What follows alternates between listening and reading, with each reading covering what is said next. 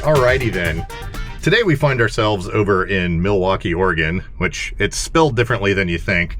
But what we're going to do is use my 360-degree camera setup to add some street view of some trails. This thing here. Basically, Google Maps, if you're a local guide or a map editor, I forget what the requirements are, but they allow you to actually add roads and trails to Street View. So that's what we're going to be doing. I've talked about this before, I believe, but I figure it's a nice day. It's like 86 degrees out though, so I've got ice water and stuff with me. I'll have to be a little bit careful. And we're using the bounder, of course, which you may not be able to see because it's dark in here, but I'm gonna get all set up and then I will explain the rig I'm using, and we're gonna kind of run down some trails. Oh, it's called the trolley trail is what we're gonna be adding to Street View. I think it takes Google like 2 or 3 weeks to process everything when we're done, but we're gonna capture the footage here. We'll head back and then I'll kind of show you how that process works to ingest the footage to their servers. Kind of loud here. Anyways, this is the rig we're using. This is a GoPro Max, which is a 360 camera. It's a slightly older model, but it still has a GPS built in. For some reason, the newer GoPro models, they've got rid of the GPS. But you can see this little piece of plastic I put on here that's notched in kind of a strange way. That is a sort of a privacy shield. So as I'm running around, it's not as blatantly obvious who I am, because the Street View stuff will basically live on forever online. And I don't know, I just thought it'd be cool to have this. The reason it's notched like that is because you can see the lenses here are slightly offset, and that makes the little black oval thing look more congruent on the footage. So we've got the bounder here. I've got the CarPlay thing on here. So we've got, you know, front and rear cameras. This will actually be pretty handy because we're going to be on a multi-use path with bicycles. So in theory, I should be able to look at this and see what's coming up behind me, which will be nice. Bounder. Oh, I should probably reset my mileage. Oh yeah, we're at 43 miles. Or reset to 0. There we go. High speed. All right, we've got you guys in my hat clip now, so I can do this hands-free. We're just gonna double check and make sure our lenses are clean on this thing, because nothing worse than collecting a whole bunch of footage and then realizing there's a bug on the lens or something. Actually look okay, but we'll just give them one of these. Get this thing powered up. It's gonna take a minute for the GPS to actually connect on it as well. Set it to 360 mode, and then there's a little icon here that you probably can't see that will illuminate once we actually get a GPS lock. But just to show you what we're talking about here, let me load up the preview mode. I think you might be able to see there the little black oval. I had to notch it like that because of the lens shift to make it work. But anyways, I think we should be good. So I'm gonna head out to the trail. I'm gonna leave this thing powered on and hopefully should get a GPS lock by the time we're there.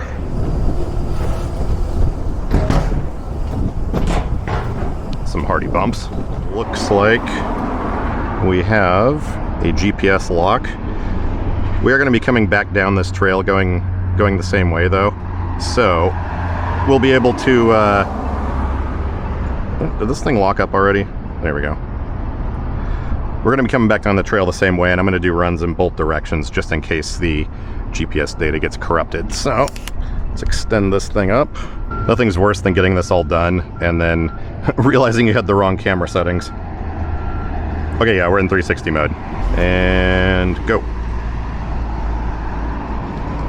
This trail goes for some number of miles. We'll see if I get tired of holding this thing, but yeah, this is basically it.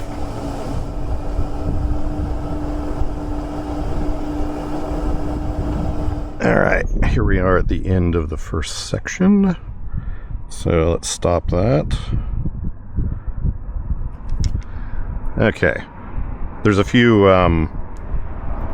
sections to this trail, and part of it covers actual streets, so those are already on the Street View system. So we don't need to duplicate those. As I recall, this sidewalk is really crappy.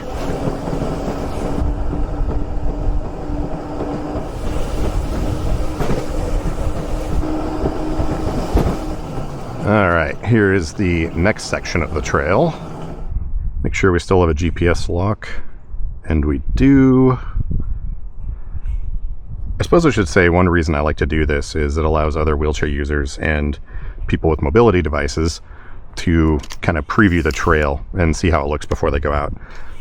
I know I do that a lot myself, so figure I have the ability to add this stuff to Street View, so we might as well do it.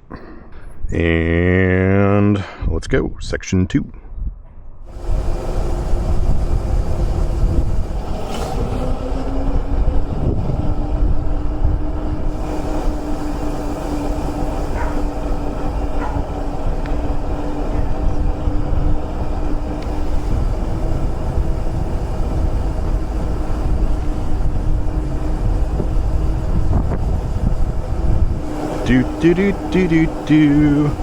We are 2.7 miles in. I actually don't think I've been all the way down here to the end of this before. It's interesting to see where it dumps out. Well, I mean, I looked at it on the map, I know where it dumps out, but I haven't actually looked at it myself yet. Let's make sure that camera's not overheating, because that is a very real possibility on a day like today. Oh, maybe that sign was wrong. I think the end of the trail's right here. Huh. Yeah, this appears to be the end.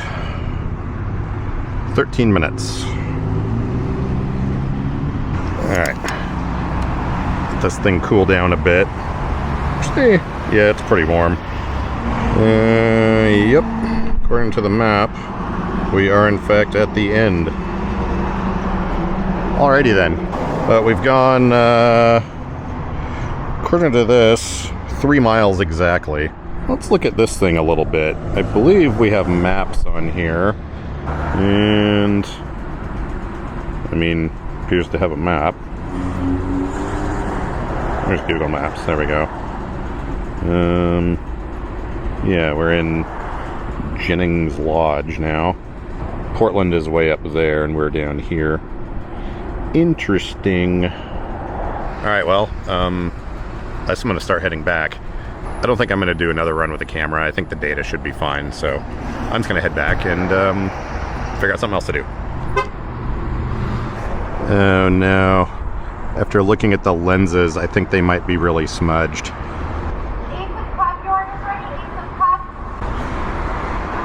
Yeah, there were definitely smudges on these. So I guess to be safe, we're going to record the run on the way back too. Alright, well, that's why you check these things. 360 mode. Ace of clubs, your order's ready. Alright, well, I'm just gonna get this done, and I'll see you guys back at the van. If anything crazy happens, we do have the cameras here on the chair, which are recording. So, yeah. I'll see you in a few minutes. There was one more section of trail here that I forgot about. It's only maybe a quarter mile long, so ran down here real quick. And then the van's just parked up here. I think we got all the footage, and we will head back. Probably grab some coffee and see how it all looks on the computer. Hopefully it's usable. I think it should be. This camera is like oddly reliable for this sort of stuff.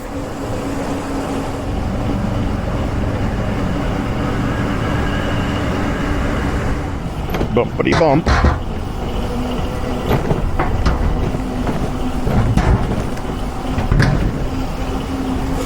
Wonder how much money somebody got to put all that, like, air quotes, artwork on the side of this.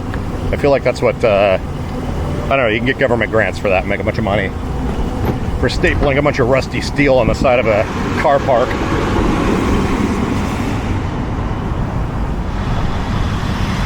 Oh look, it's a van. We have made it back.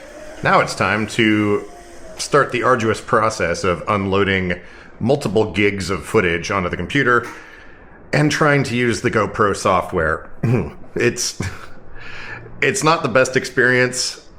Sometimes it works, sometimes it fights you, but I'm gonna start dumping footage and see what happens.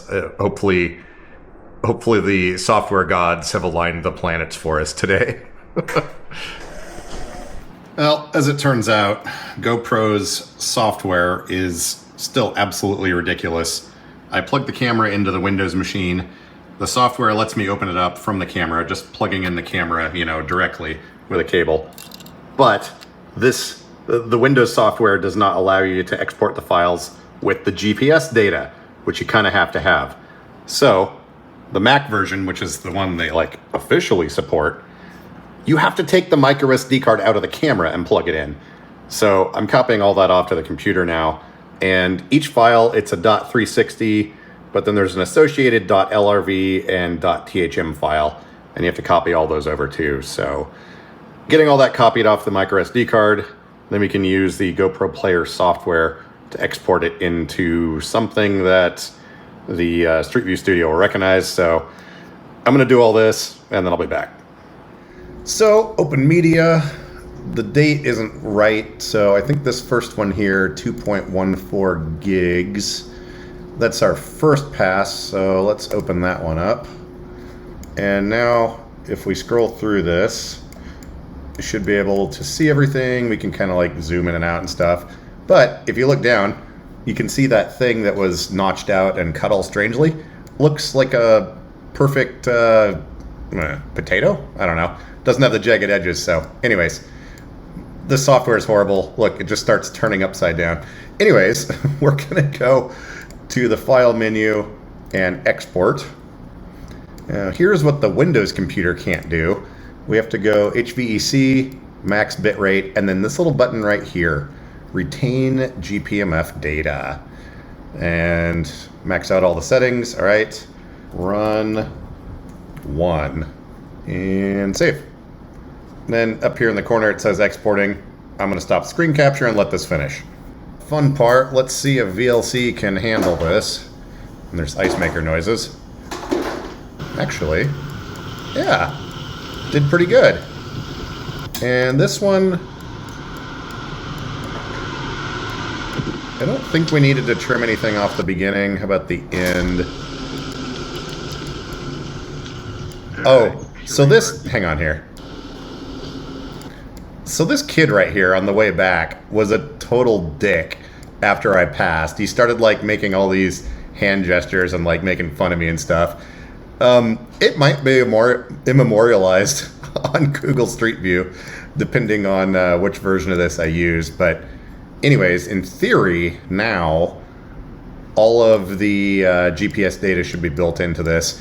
What I'm going to do is go through the rest of the clips. So the software is so weird, but anyways, I'm going to go through the rest of the clips and I'm going to get them exported.